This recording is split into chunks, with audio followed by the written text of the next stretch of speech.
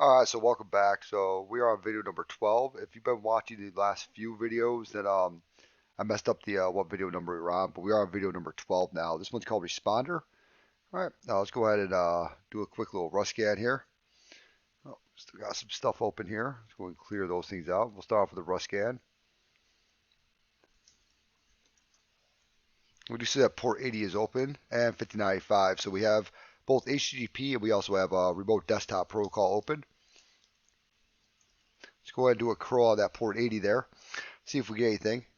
It's looking like we're not really getting anything back. We're powered by PHP. We see that. Open SSL.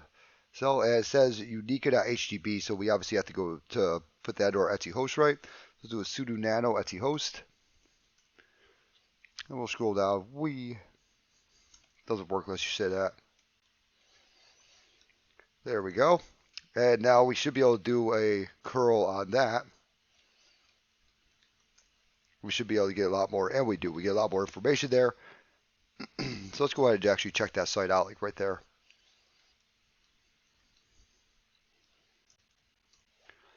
So HTTP unique.htb or Unica, I don't know really what it says there.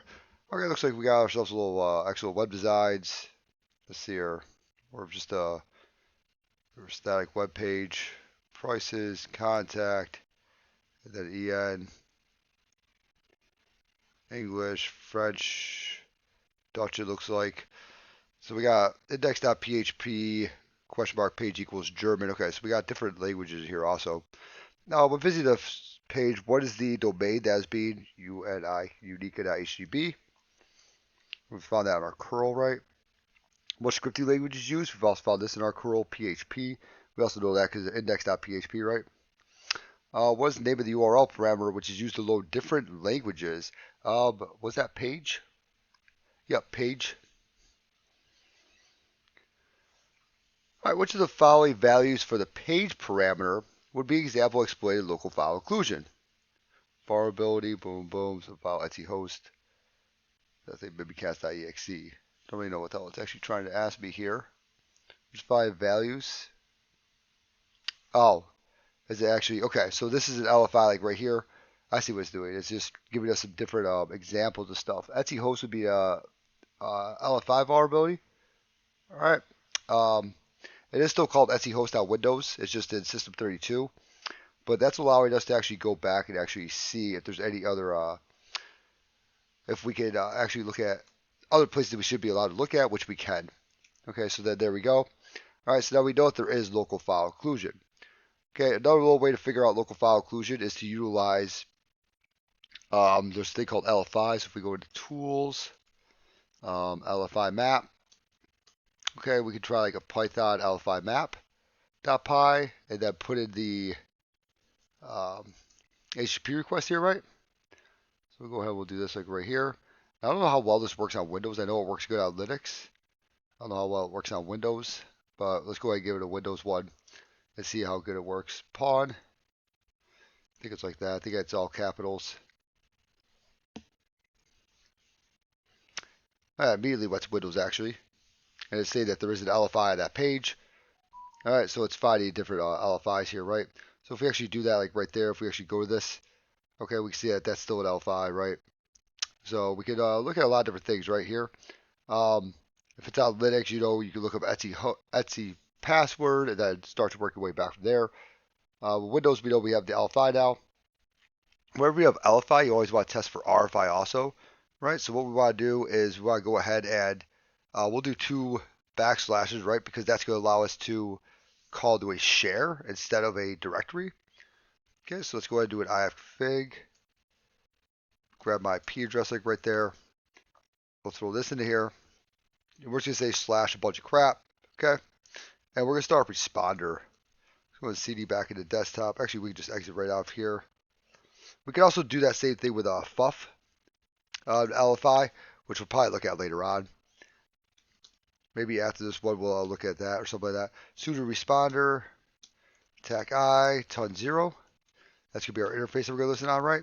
I'm just going to do attack V for verbose. Other than put attack V, just in case I get the same exact hash as I had before that doesn't say, hey, that's the same hash. Okay, it doesn't really seem like that very much. Now did it. Let's see here. Yep. Had the slashes the right way. Bunch of crap. There we go. Let's see if it tries to, and we do. So we see that we do get a net NTLM hash backend. Now you cannot pass the hash with a net NTLM hash. Something you can do with a net NTLM hash though is an NTLM relay.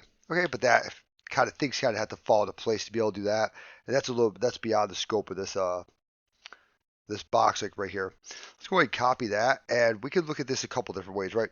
We can try John the Ripper or Hashcat to try to crack that. So we go ahead and echo this into hash.text. We just say John hash.text. Boom, and we see that the password immediately comes back for administrator, right? Let's go ahead and continue on here also. So which of the following for the page parameter would be example of RFI? We literally just did that, right? So / some file, right? We actually just did this like right here. We copied, well, it tried to copy a file from our local host there, but obviously we have responder up and running, so we went ahead and caught that hash. Right? What does NTLM stand for? That's New Technology Land Management Manager.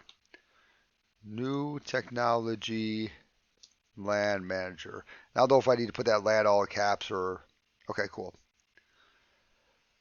What flag do we use responder utility specified network interface? We just did that with that TAC-I, remember? Then we just had ton 0.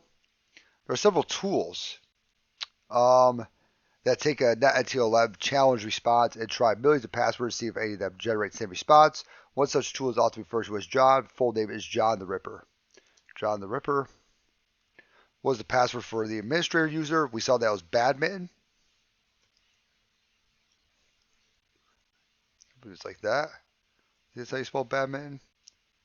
Oh, I spelled it wrong. Oh, like that. Okay. Badminton. Not badminton. That's the British way of saying it. All right. We'll use a Windows service, i.e. right out of the box, to remotely access responder machine using the password recovered. What port TCP does it listen on? I remember at the very beginning we did that Rust scan. We had that remote desktop protocol, which was 5985, right? And then we can go ahead and we could hop in with that 5985.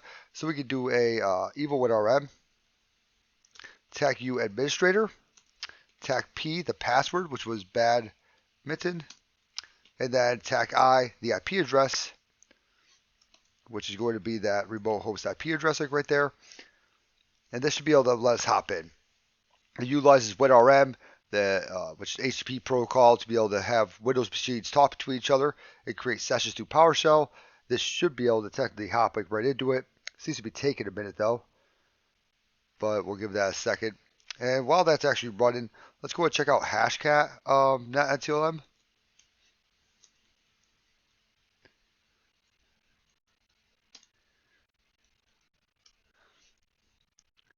All right, I just want to go ahead and see what the module number is.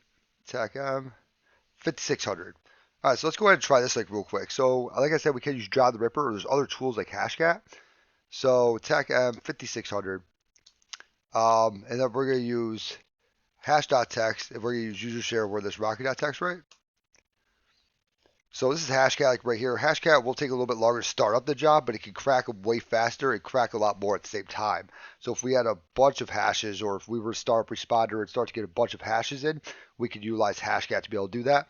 Hashcat also utilizes the GPU instead of utilizing CPU like John the Ripper does. And we can see that we did crack it with that also. Okay, that was 5600. You could also look at the Hashcat wiki page. So if you, the examples like right here, and we probably could just actually type in Control F, net NTLM v2, and then there we go, 5600. So we know it's that. Or you can copy part of the hash and put that in there, like usually at the very beginning of the hash. For this one, that's obviously not going to work because it comes through the very first thing is the user there. So over here, usually within CTFs, the proof.txt or the root.txt flag is going to be the administrator's desktop, and then the user.txt will usually be in the user that you came on as desktop, unless you need to kind of horizontally move users or whatever. Right. So let's go ahead and do a dir with a Windows dir, or you can also do an ls. All right, doesn't look like it's actually in the desktop though. So let's go to CD back into documents. And usually if we can't find it, usually tell us where it's actually at. Just says submit the root flag. So what we're going to do is we're going to do a little trickery here. Let's try ls again, just see. Okay, cool. So it's not in either of those two. So let's go ahead and do a get child item, right? So what we can do with Windows is we can do a get child item for a flag, and we can search through C and everything else, right? I'm going to pull up my notes. This is a little more learning, like right here, a little more than you would usually get with something like this, right? And we'll look at, let's see here, I don't remember where it's at. Finding processes, history. It's not history. All right, so we're just going to use the history one I found earlier because that does have a get child item. What we can do is we can just say get child item, right? Tac path, where do we want to start looking for this child item? Tac recurse, so keep looking through different paths, right? Tac name, and we'll say like flag.txt, and then we'll try like root.txt. Does it say the root flag, or what does it say over here? Submit root flag, so we'll look for flag.txt, and it looks like it said user's mic desktop. So let's go ahead and grab that like real quick.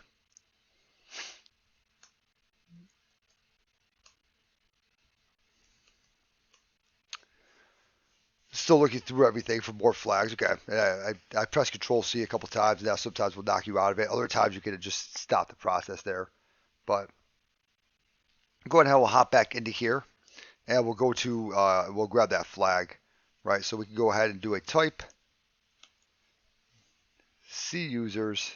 Remember, it did start the C directory, and then there we go. So now we have that flag right there. Let's go ahead and throw that in over here.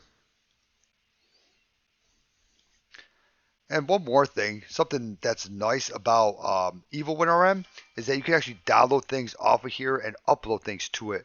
So if we actually like a download, whoops, I want to do the C user's mic, like right there, flag.txt. This will actually download that back to us. So download to whatever directory we started in. We started the process up in, right? But this can actually get that for us. Then we can also upload things too. So we could upload like test.txt into here. Oh, or it just hates us. I don't know.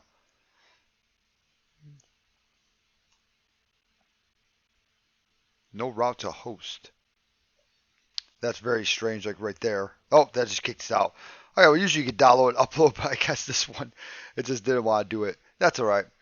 All right, so we that is going to be a responder on Hack the Box. Hopefully you learned something. Hopefully you got some new idea. That's probably why, because I answered the last question. I tried to download it. Obviously, the machine is not up and running anymore. All right, so hopefully you learned something. Hopefully you got some new ways to do some things. Learn about Hashcat a little bit. Learn about John the Ripper. Learn how to use Responder a little bit. I actually have a full video on Responder, using it for different things, such as actually getting web credentials and share credentials, things like that. So I have a whole little video on that on Responder on my YouTube. And we captured some hashes. We cracked those hashes, right? Really, we go through, looked at some local file inclusion on Windows, looked at some remote file inclusion on Windows, and then lastly, we're able to grab that root flag. So hopefully you learned something, and I will talk to you all later.